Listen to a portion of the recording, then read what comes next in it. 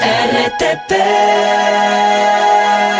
Nos acompaña el doctor Segundo Camino Migro, analista económico, director de posgrados de IAM. Vamos a conversar con él sobre la ley urgente sobre fortalecimiento de la minería y energía en el país. Esta que se define el día de hoy en San Borondón. ¿Cómo está? Muy buenos días, bienvenido.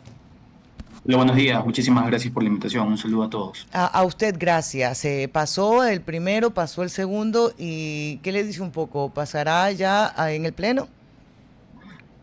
Bueno, esta ley que es una ley reformatoria a dos marcos legales, puntualmente a las reformas a la ley de minería y a la ley orgánica del Servicio Público de Energía Eléctrica, busca de alguna forma mejorar el ambiente o la dinámica económica, la dinámica de gobernanza y también de alguna forma la disminución de la burocracia, la tramitología que hay en estos dos sectores.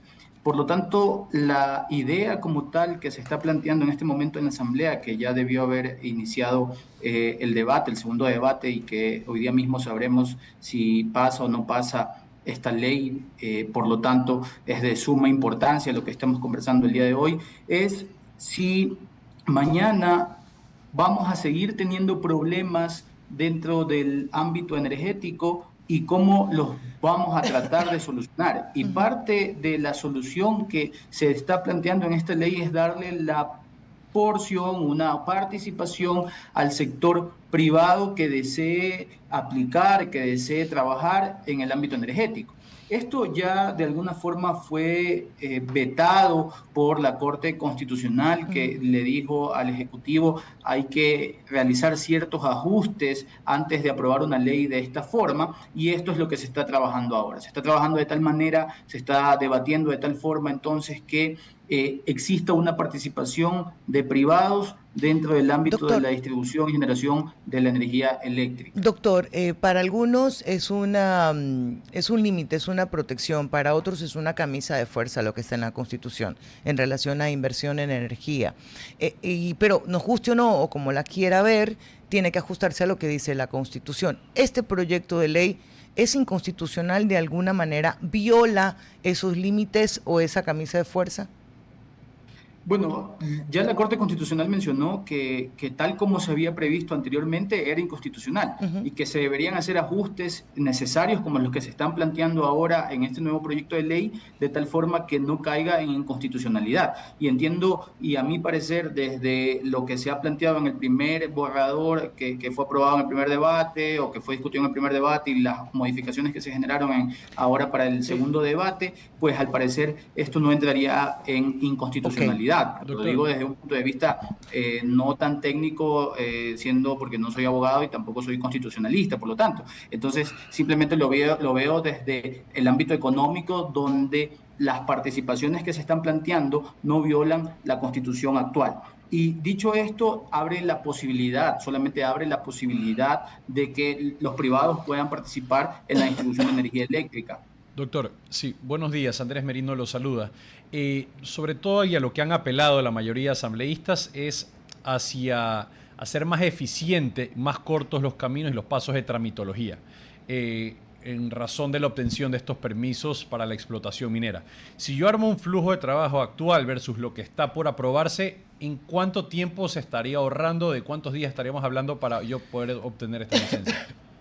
Bueno, tenemos casos en los que los permisos ambientales pueden llegar a durar hasta 2 años, ¿sí? Que desde un punto de vista de tramitología y desde un punto de vista burocrático es demasiado. Pensar que una empresa va a esperar para poder realizar alguna intervención ambiental donde claramente va a tener algún rédito económico, esperar 2 años es demasiado, por lo tanto preferiría irse a otro país. El tiempo que se estimaría que disminuya es más del 50%, es decir, deberíamos esperar que este tipo de trámites ya no duren ni siquiera un año. Y esto no es darle mayor flexibilidad al sector o al ámbito minero, es darle mayor facilidad para la atracción de inversiones en un sector que ha venido creciendo con el tiempo y que necesita seguir creciendo porque puede atraer inversión importante, inversión Correcto. extranjera que también necesita el Ecuador, generación de empleo, entre otros ámbitos. Por lo tanto, Si hemos hecho esto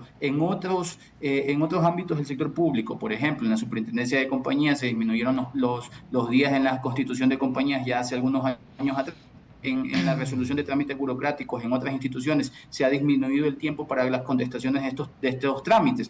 ¿Por qué no hacerlo en otros ámbitos del sector público donde también es importante la atracción de inversión? De alguna forma se violenta la participación ciudadana en la toma de decisiones, es decir, en estas consultas previas. La consulta previa siempre va a existir. Esto me parece que no está dentro del ámbito de discusión de las modificaciones de la ley de minería. Es decir, no hay un artículo que diga que no vamos a necesitar consultarle definitivamente a los involucrados. De hecho, esto se establece en otras normativas legales que están vigentes. Por lo tanto, siempre vamos a tener que necesitar consultar, conversar y llegar a acuerdos con los involucrados, sobre todo en temas ambientales. Ahora, ¿hay alguna forma de tener como una especie de censo de cuántas serían las empresas que eventualmente están interesadas en inversión de ese tipo? Ese debería ser entonces el primer paso. Una vez que se apruebe esta normativa, debería ser el primer paso del ministerio encargado, porque de hecho en la modificatoria que plantea esta ley habla de que ya no necesariamente se le va a entregar todas estas funciones al ente regulador, sino que el ministerio sectorial de ese ente regulador del ámbito minero puede tomar decisiones ahora si así lo cree necesario. Y parte de esa decisión entonces es comenzar a hacer una especie de censo donde tengamos empresas locales y también empresas extranjeras que pudiesen estar interesados en comenzar a invertir en este ámbito en el país. Sí, doctor, me parece importante también porque se habla de la ley, se habla del proyecto de ley, las incidencias que va a tener, sobre todo en hacer más fácil y más accesible la tramitología, pero si usted no conoce, quisiera que nos comparta cuál es el potencial minero que tiene el país en cuestión de inversión y sobre todo en impacto de recaudación tributaria que esto traería a futuro. Cualquier ley que se apruebe siempre va a empezar publicándose en el registro oficial. Y de aquí lo importante es que una vez que esté aprobada la norma y ya esté escrita en papel, esto comience a ejecutarse. La ejecución y el seguimiento es la parte más importante que vamos a tener siempre en una ley. La idea es que entonces el sector minero comience a recibir una mayor cantidad de inversión. El sector minero ha estado en los últimos años en el top 5 de los sectores que más inversión han recibido. Dentro de la poca inversión que ha venido recibiendo el país, ha estado siempre entre el top 5. Años anteriores, hace algunos años anteriores, el sector minero recibió una gran cantidad de recursos económicos a través de la inversión local y extranjera y por lo tanto ha generado réditos económicos, ha generado bastantes niveles de utilidad, grandes niveles de utilidad que le han permitido al sector, digamos al ámbito tributario, poder aumentar esa recaudación.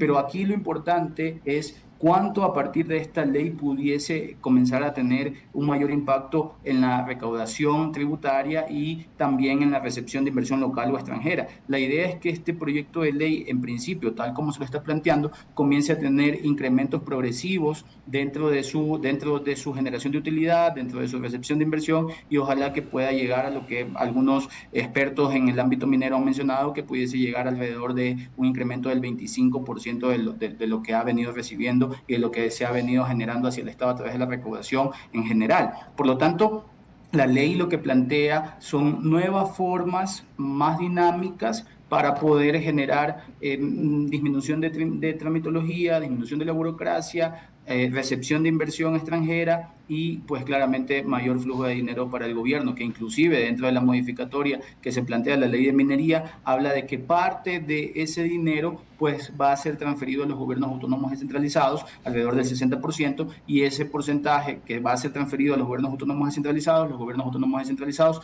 van a tener que invertirlo en inversión social. Por lo tanto, esta ley que fue enviada al mismo momento, o casi en el mismo momento, que fue enviada a la ley que se aprobó hace algunos días atrás referente a los gobiernos autónomos descentralizados, no es una ley aislada. Parece ser que ahora hay un plan bastante claro referente a cómo debería utilizarse el dinero que el gobierno central va a transferir a los gobiernos autónomos descentralizados, inclusive dentro de la modificatoria que se plantea a la ley de minería en esta nueva ley económica urgente. Gracias, doctor, por habernos acompañado esta mañana. Veremos cómo transcurre el día y con cuántos votos se cuenta. RTP